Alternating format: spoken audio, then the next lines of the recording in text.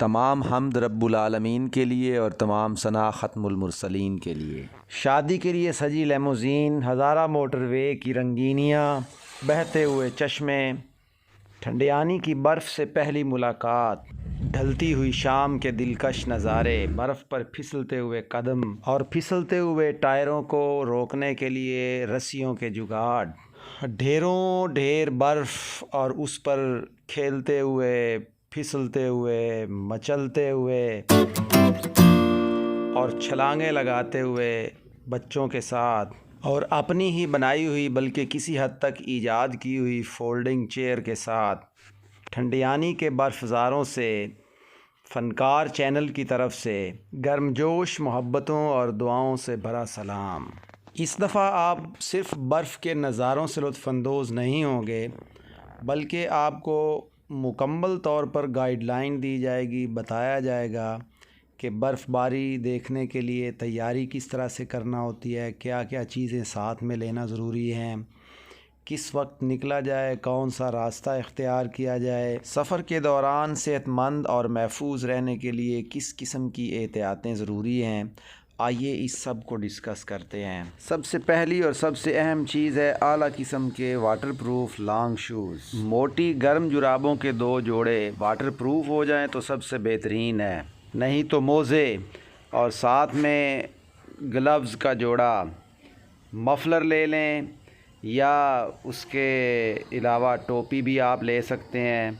P cap किस्म की टोपी हो या ओनी टोपी हो, मकसद ये है कि आपका सर और कान अच्छी तरह से महफूज रहें। अंडरवियर की बजाय नीचे पहनने के लिए गर्म पजामा, और गर्म पजामे के ऊपर आपने जो पैंट या ट्राउज़र पहनना है वो भी गर्म होना चाहिए ताकि आप सर्दी से अच्छी तरह से बच सकें। वाटरप्रूफ हो तो वो सबसे बेहतरीन है। और कीजिए हज़ारा मोटरवे का खूबसूरत नज़ारा। कदम कदम पे एक मोड़ आता है जहाँ बंदा दिल छोड़ आता है, और उसके बाद ये खूबसूरत आबशार ठंडियानी के रास्ते में है। इससे भी लुत्फ़अंदोज़ हो लें तो आपको मज़ीद बातें बताते हैं। खूबसूरत और शफ़ाफ़ बहता हुआ पानी जन्नत का नज़ारा पेश कर रहा है। पैंट शर्ट कोई बहुत ज़रूरी नहीं है, उसकी जगह पे आप शलवार कमीज़ भी पहन सकते हैं, लेकिन उसमें ज़रा आसानी रहती है। नीचे पहनने के लिए बुनियान सैंडो भी आप ले सकते हैं और बाजुओं वाला भी हो सकता है। फिर उसके ऊपर आपने लाजमी तौर पर बाजुओं वाली गर्म बुनियान लेनी है, ये यहाँ सर्दियों के लिए बहुत ज़रूरी है। और शर्ट के या कमीज़ के ऊपर पहनने के लिए जर्सी, और उसके ऊपर वाटरप्रूफ किस्म की जैकेट हुड हो तो वो सबसे बेहतरीन है। और ये आप रंग बिरंगी भी पहन सकते हैं, और अगर आपको सोबर कलर पसंद है तो आप वो भी चॉइस कर सकते हैं। तो तकरीबन आपका लिबास मुकम्मल हो चुका है जहाँ सर्दी से आपको महफूज रखेगा। आपके पास अपनी गाड़ी है तो खुदा का शुक्र अदा करें कि यह सबसे बेहतरीन ऑप्शन है। नज़ारे भी करते जाएं और हिदायत भी सुनते जाएं। गाड़ी का इंतहाई बेहतरीन होना और ड्राइवर का भी इंतहाई माहिर होना ज़रूरी है। एक चीज़ भूल गया था, वॉकिंग स्टिक या हाइकिंग स्टिक का होना भी इंतहाई ज़रूरी है। ये स्टिक हमने ऑनलाइन मंगवाई थी, बहुत सी खूबियों वाली है और ये इस काबिल है कि इस पर अलहदा से एक वीडियो बनाई जाए। अगर आपके पास अपनी गाड़ी नहीं है तो आप रेंट पे गाड़ी ले सकते हैं।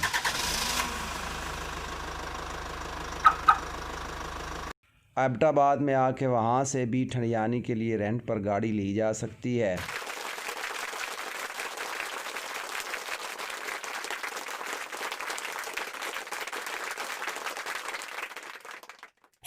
I'm so tired.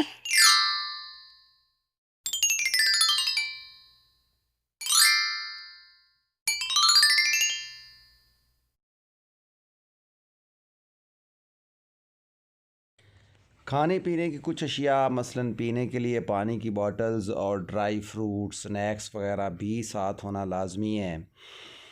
वक्तन फ़वक्तन इसकी ज़रूरत पड़ सकती है। और अगर आप चाय के शौकीन हैं या आपके पास इतना टाइम है कि आप वहाँ पे खाना बनाना चाहते हैं तो एक अदद छोटा सा सिलेंडर और खाने पीने का साज़ो सामान जो है ना वो भी साथ में एबटाबाद से ही ले लें।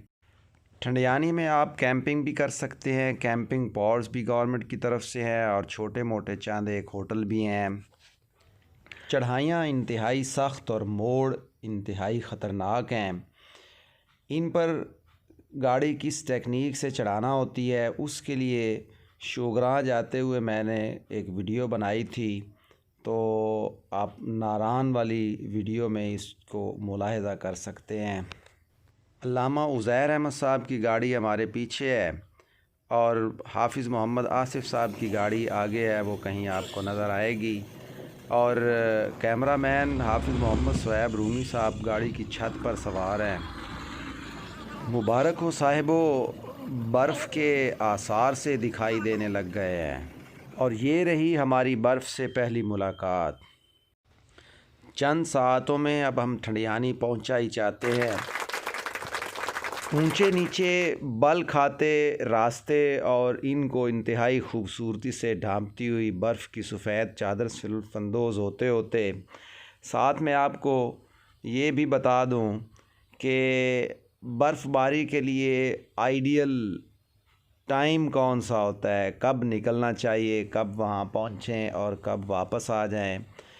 मेरा अपना जो ख़याल है वो ये है कि हतुल मक़दूर कोशिश करें कि वहाँ रात ना रहा जाए। अगर धुंध वग़ैरह का मसला ना हो तो आधी रात को या 2-3 बजे जितना आपका फ़ासला जो है ना वो बर्फ़ वाले इलाके से है उसके मुताबिक घर से निकलें।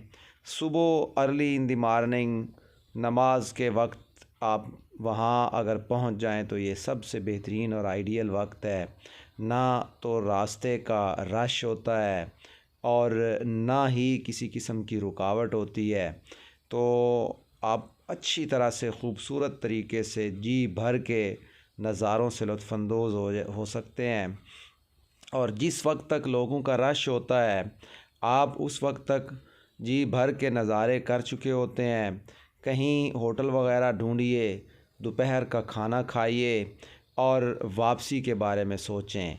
जब लोग अभी वहाँ एंटर होने के लिए परेशान हो रहे होते हैं, लंबी लंबी लाइनों में खड़े होते हैं और धक्के खाते खाते बमुश्किल शाम तक पहुँचते हैं, आप उस वक्त वहाँ से निकलने का सोच रहे होते हैं।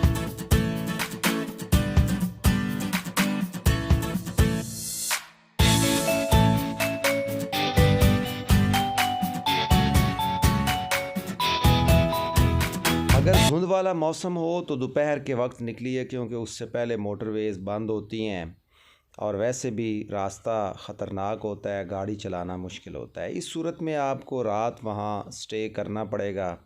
आप इस्लामाबाद वग़ैरह में भी स्टे कर सकते हैं।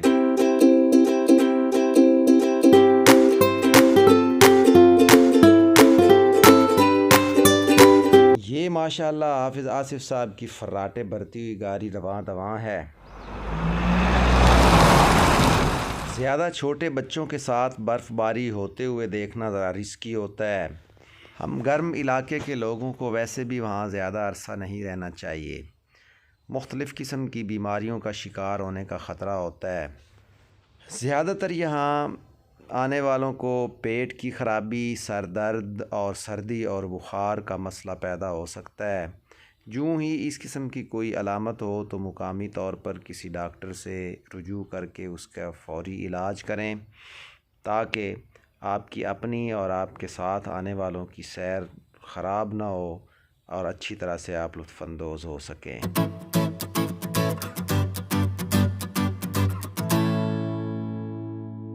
सुबहान अल्लाह, क्या खूबसूरत और शानदार नज़ारे हैं। बर्फ़ पर खेलते हुए भी एहतियात का दामन हाथ से नहीं छोड़ना चाहिए। इंजॉय तो खूब करें लेकिन एहतियात भी ज़रूरी है। जिस्म के किसी भी हिस्सा को सर्दी लगने से बचाएं और ख़ुसूसी तौर पर पाँव गीले ना होने दें। अमूमन खेलते भागते कूदते इसमें सही तरह से एहतियात नहीं होती और अच्छे और बेहतरीन बूट्स के बावजूद पाँव गीले हो जाते हैं। इसके लिए एक और टोटका भी है कि जुराबें पहनकर ऊपर शापर चढ़ाएं और उसके ऊपर बूट पहन लें। इस तरह से आप बहुत हद तक पाँव के गीला होने से महफूज हो जाएंगे। जिनके साथ पाँव के गीले होने वाला हादसा हो चुका है वही जानते हैं कि ये कितना तकलीफ़देह होता है। लीजिए जनाब, अब हम उस जगह पे पहुंच चुके हैं कि जहां कदम कदम ते तिलकन बंदे डगमग डोलन लोग, तकड़ी वड्डे पीतल देते सोना तोलन लोग। इससे आगे बर्फ़ की वजह से रास्ता बंद है और मेरा ख़्याल है कि हमें गाड़ियां यहीं पार्क करना पड़ेंगी। अब वक्त आया है ढेर सारी बर्फ़ के नज़ारे करने का और उस पर खुल खेलने का, लेकिन वीडियो की बहुत ज़्यादा तवालत के खौफ से इसको हम यहीं पे ख़त्म करते हैं और इसके दूसरे हिस्सा में मुलाहिज़ा कीजिए ठंडियानी की ढेर सारी बर्फ़ और उस पर उछलना कूदना और खेलना। अगले हिस्सा को देखना ना भूलिएगा।